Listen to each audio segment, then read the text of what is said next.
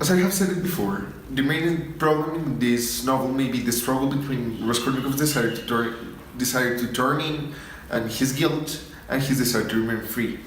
In this Incredible Punishment is a psychological thriller, and therefore it treats like the real punishment. It's the guilt the Raskolnikov is feeling, and his sickness and his delusions are part of this. He continues. This shows like someone that commits a crime of this style. It's impossible to continue with their normal lives, and it's estranged from society. And this is this is what constitutes the real punishment.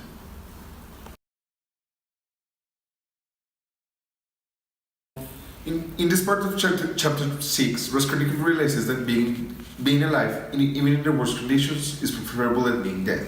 But also this description of his talking to a street man shows us that not even new clothes can hide the fact that Raskolnikov has a mental illness and is physically unsustainable, even to the point that it makes street people scared.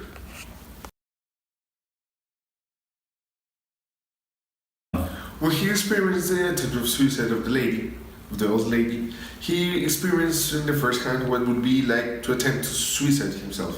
He is repulsed by the act and he decides he will remain alive. That forced him to change his plans that were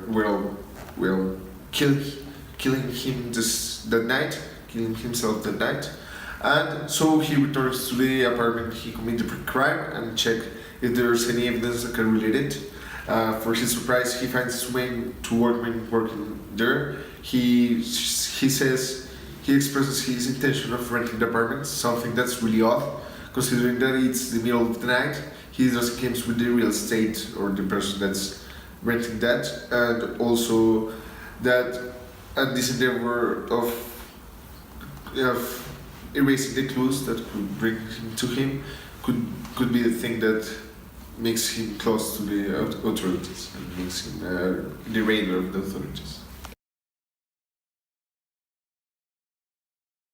Yeah. As I have said it before, his illness, delusions, and unconsciousness are an expression of guilt. The constant fever he's experiencing is an expression of his moral developments and philosophical and moral developments. Also, the poverty also affects him, and depression. This is even before the crime, but after committing the crime, this became worse. He feels that he scares the people that it's around him, and that they shouldn't be with him.